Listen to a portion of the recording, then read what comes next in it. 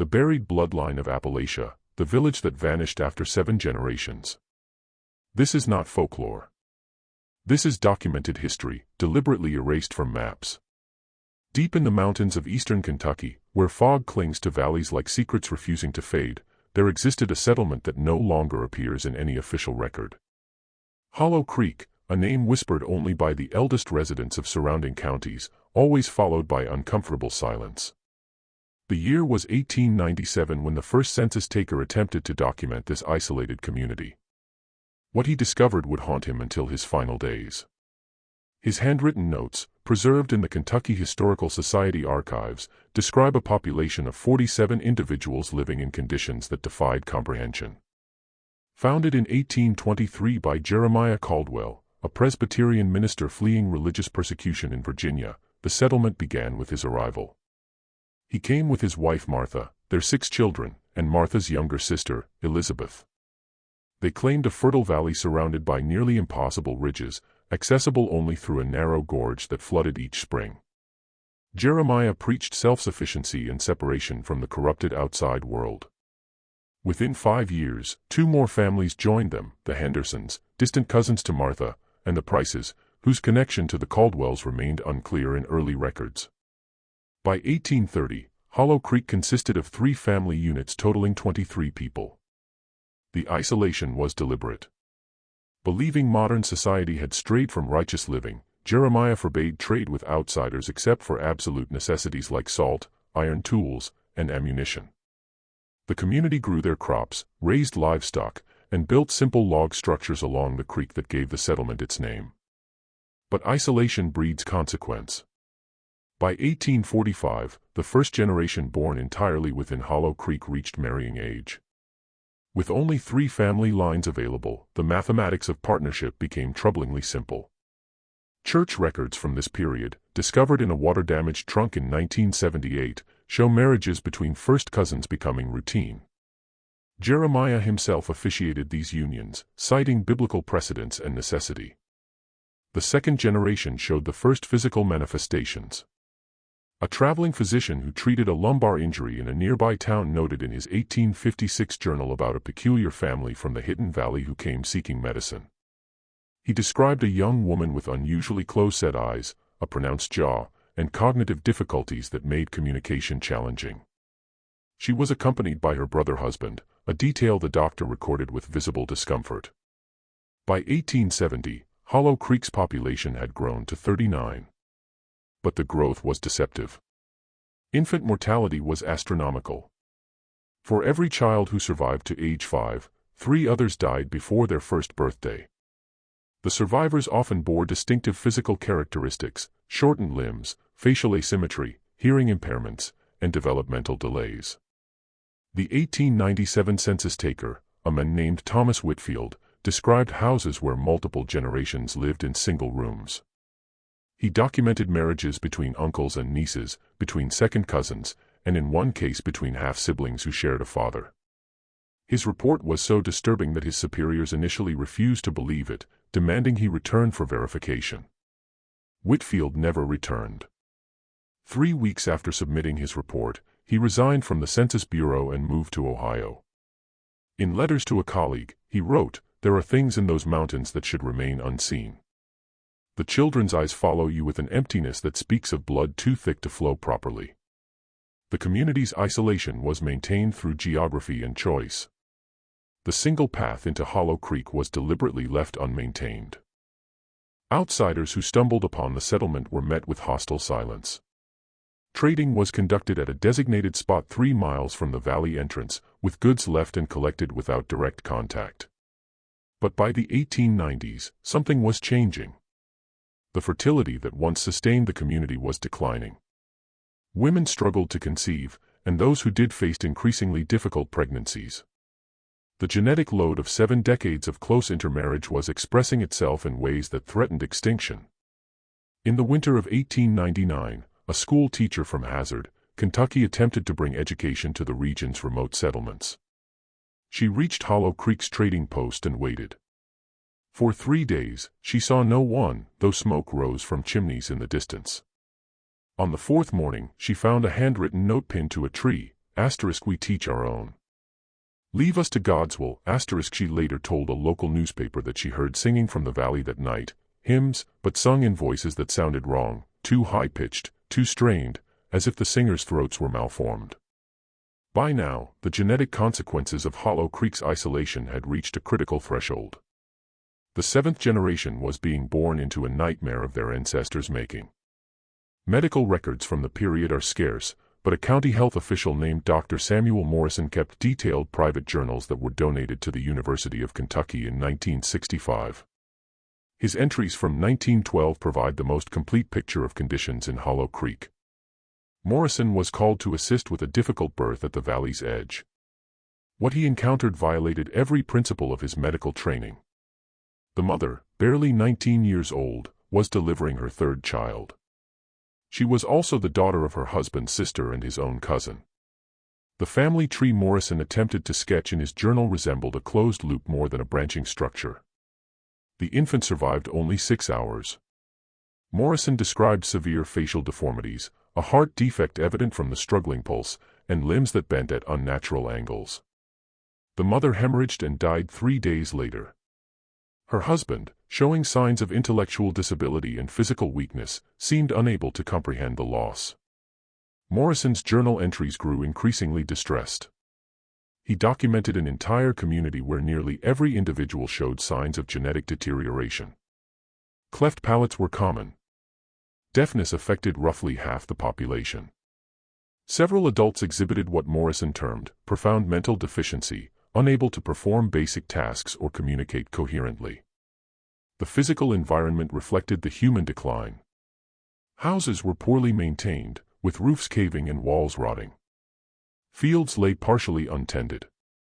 Livestock wandered unfenced, many animals themselves showing signs of inbreeding, cattle with twisted spines, pigs with malformed jaws. But most disturbing were the children. Morrison counted 14 children under age 10. Only 3 could walk without assistance. 2 were completely blind. 5 appeared to have severe cognitive impairments, sitting motionless for hours or making repetitive, meaningless gestures. Their faces shared eerily similar features: narrow skulls, protruding lower jaws, eyes set too close together or too far apart. The community's social structure had collapsed into its simplest form. The eldest male, a great-grandson of founder Jeremiah Caldwell, held nominal authority, but he was nearly deaf and spoke in fragmented sentences. Decision-making occurred through a council of the least affected adults, but their choices were increasingly about mere survival rather than any coherent community vision. Marriages in this seventh generation were arranged by necessity rather than choice. With a pool of fewer than 20 potential partners, all closely related, every union further concentrated the damaged genetic inheritance. Births were becoming rarer, and survival was exceptional rather than expected. Morrison attempted to convince the community to accept outside help, to allow their young people to marry outsiders to break the genetic cycle. He was refused. The response delivered by the eldest daughter of the leader was chilling: "We are Caldwell blood. We stay Caldwell blood. Outsiders bring sin and corruption. Better to fade in purity than thrive in contamination." By 1918, the Spanish flu pandemic reached even isolated Appalachian valleys. Hollow Creek, with its weakened population and compromised immune systems, was devastated. Of the 47 residents recorded in the last informal count, fewer than 20 survived the winter of 1918 to 1919. A minister who conducted burial services in the spring of 1919 counted 12 fresh graves in the small cemetery. He noted that many stones bore the same surnames in both the family name and the married name, a pattern that told its own grim story. The surviving population was too small and too damaged to sustain itself. Children born after 1920 were rare, and most died in infancy. The few who survived into childhood showed the cumulative effects of generations of genetic concentration, severe physical disabilities, profound developmental delays, and health complications that overwhelmed their fragile bodies. The 1920s brought changes to Appalachia that couldn't be stopped by mountain ridges or isolated faith. Roads pushed deeper into previously inaccessible regions. The logging industry discovered virgin forests. Government programs aimed to bring education and health care to forgotten communities, but Hollow Creek remained hidden, protected by geography and deliberate obscurity.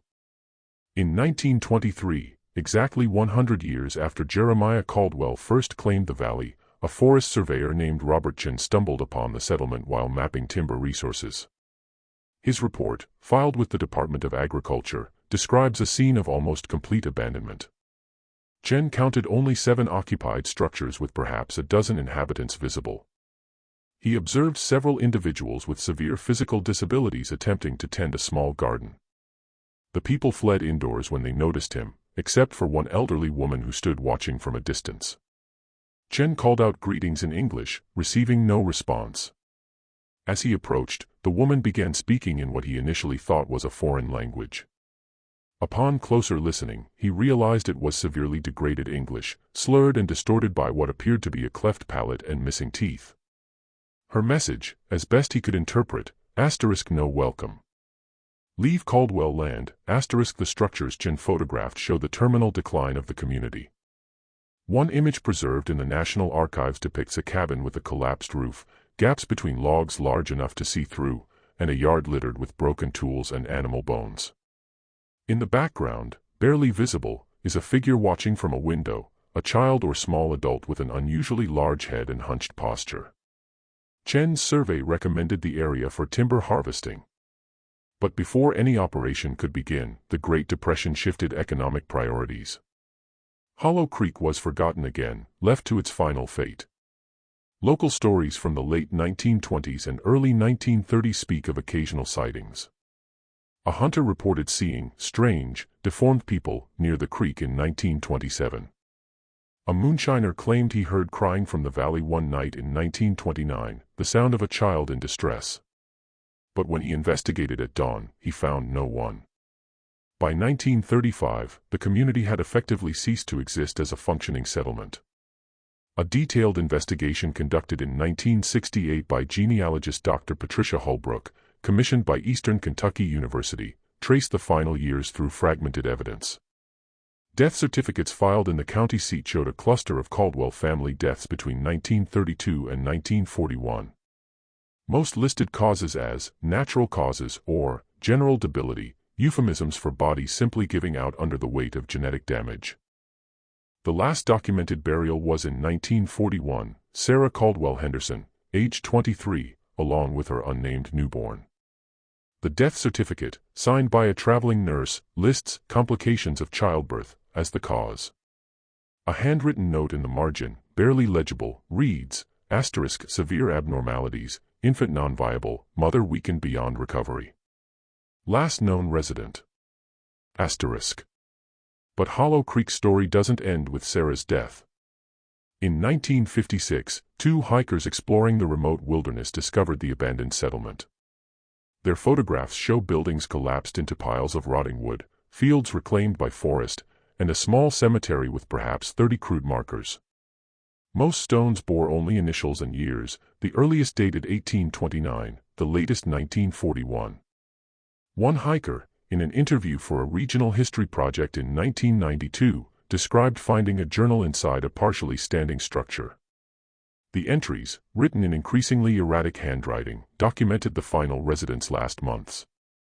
The writer, believed to be Sarah Caldwell Henderson herself, described unbearable loneliness, failing health, and the burden of being the last of her bloodline. One entry, dated March 1941, reads, * baby not right. I see it in the way she cries, the bend of her legs, the too soft place in her skull. 7 generations of Caldwell blood, and this is what remains. Jeremiah promised purity would bring blessing. He was wrong. The journal disappeared shortly after its discovery, reportedly taken by a local history collector.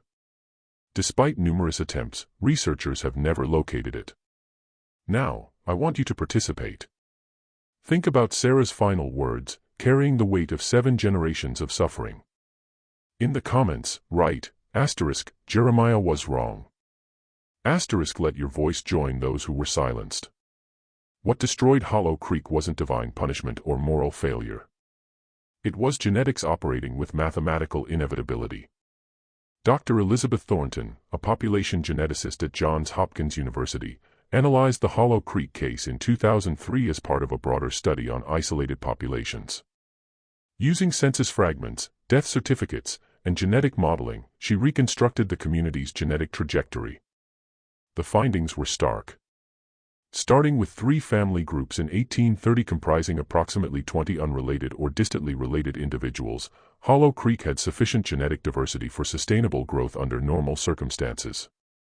But Jeremiah Caldwell's prohibition on outside marriage created what geneticists call a closed breeding population.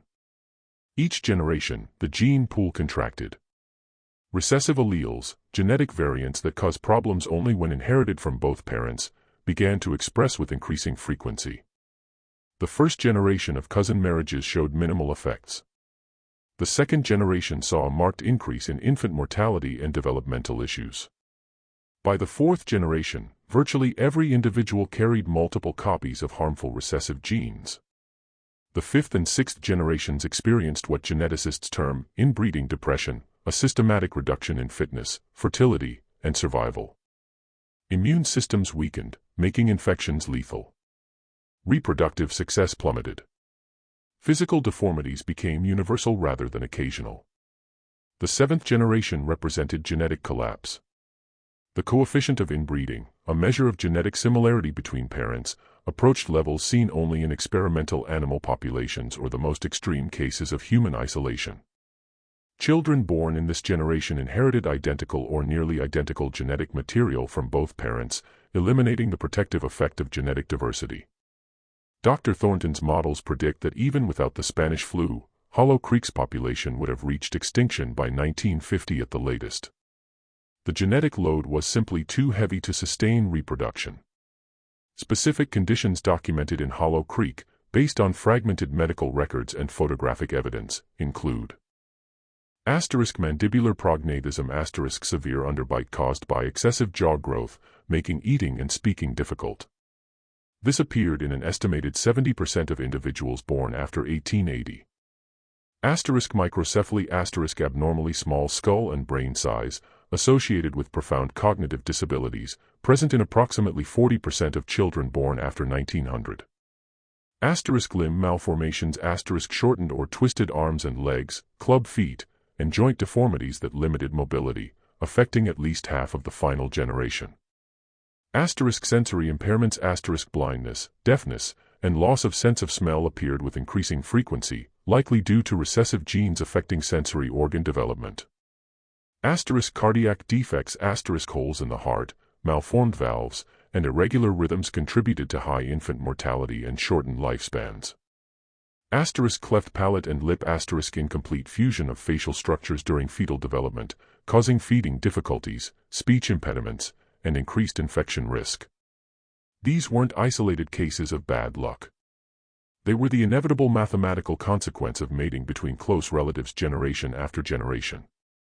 Dr. Thornton's analysis also addressed the psychological and social dimensions in populations experiencing severe inbreeding depression.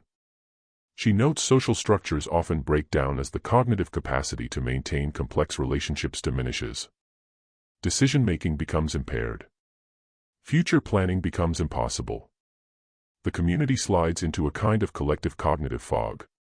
This explains the final decades of Hollow Creek, the inability to recognize their situation, the refusal of outside help despite obvious crisis, the passive acceptance of decline. The very genetic damage that was destroying them also destroyed their ability to comprehend and respond to the destruction. Modern genetics has identified the specific mechanisms. Humans typically carry hundreds of slightly harmful genetic variants that cause no problems because we inherit different variants from each parent. But in tightly inbred populations, children inherit the same harmful variants from both parents, causing those variants to express their full damaging effects.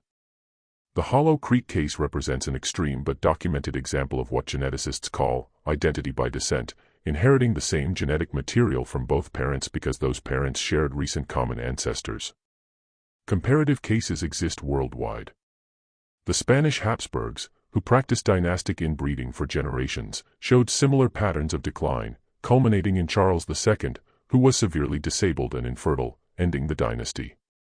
Isolated island populations, from Tristan da Cunha to Pitcairn, have struggled with genetic problems stemming from small founding populations.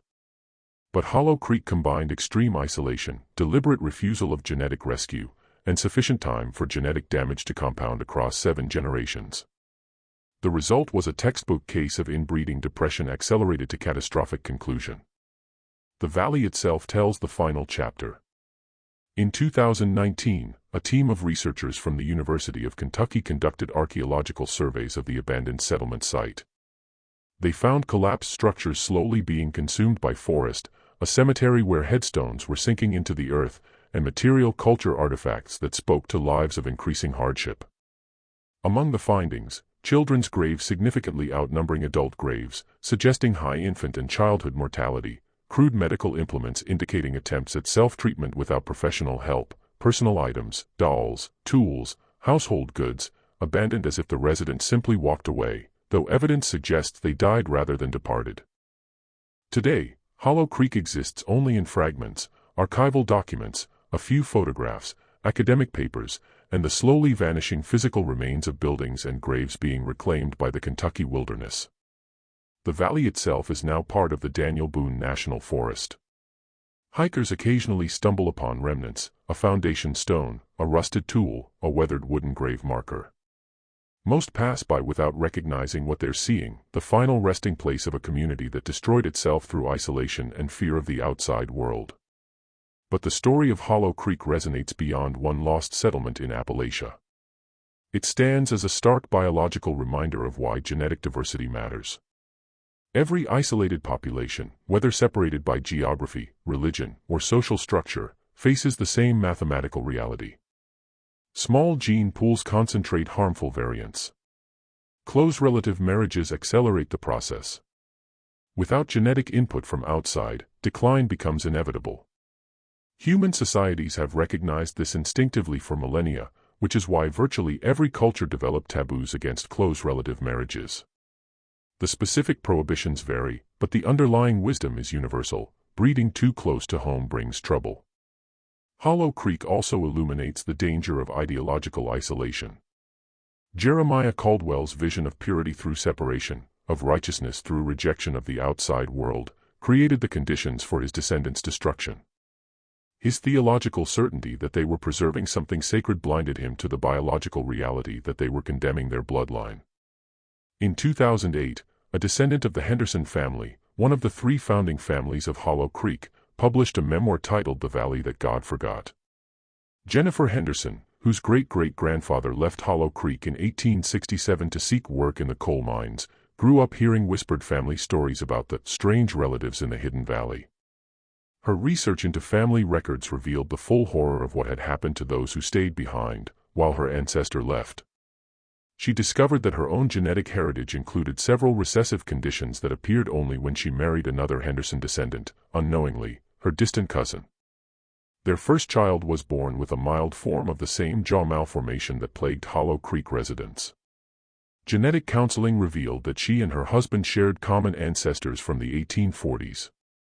The counselor explained that even this distant relationship, normally inconsequential, became significant because both carried rare recessive genes inherited from the same Hollow Creek bloodline. Jennifer's story has a better ending than Hollow Creek's. Informed of the risks, she and her husband used genetic screening for their subsequent children, successfully avoiding the expression of harmful recessive genes. But she writes movingly about the weight of carrying that genetic legacy, of knowing that her blood contains the same variants that destroyed an entire community. The final documented reference to Hollow Creek appears in a 2015 article in the Journal of Appalachian Studies. A historian researching census anomalies noticed that Hollow Creek appeared on an 1890 map but vanished from all subsequent maps. Following the trail through archives, she pieced together the settlement's existence and disappearance. Her conclusion: Hollow Creek represents an extreme case of a phenomenon that occurred in varying degrees throughout isolated Appalachian communities in the 19th and early 20th centuries. Geographic isolation combined with cultural and religious insularity created pockets of concentrated genetic inheritance with predictable consequences. Most communities survived through occasional outside marriages or migration. Hollow Creek's absolute isolation made it an outlier, a cautionary tale of what happens when human populations close themselves off completely. In 2022, the last standing structure from Hollow Creek, a partially collapsed cabin identified as the Caldwell family house, finally surrendered to time and weather. A researcher who had been monitoring the site found it reduced to a pile of rotting timbers. Among the debris, she recovered a small wooden box containing a lock of hair and a folded paper. The paper, barely legible, appeared to be a prayer written in a child's handwriting. *, Dear God, please make my brother well. Please make the new baby normal. Please send someone to help us. Please don't let us all die alone. The prayer was unsigned and undated, but based on the handwriting and paper type, likely from the 1920s or early 1930s, one of the final children of Hollow Creek, praying for rescue that never came. That prayer now rests in the Kentucky Historical Society archives, a permanent reminder of the human cost of isolation. The Buried Bloodline of Appalachia. The village that vanished after 7 generations. Not a legend. Not folklore. A documented case of how blood too closely shared becomes blood too damaged to sustain life, leaving behind only graves, ruins, and the cautionary tale of Jeremiah Caldwell's fatal vision of purity. If you've watched until here, you've witnessed a true story that was almost erased from history. Make sure you're subscribed so you never miss these buried stories that reveal humanity's darkest chapters. If you watched until here, it's because you enjoyed this story. Leave a comment saying, I watched until here, so I can meet you and know who really enjoys the stories here on the channel. Hit the like button if this story impacted you, and share it with someone who appreciates real, documented history that's stranger and more disturbing than any fiction. These stories need to be remembered, not buried again.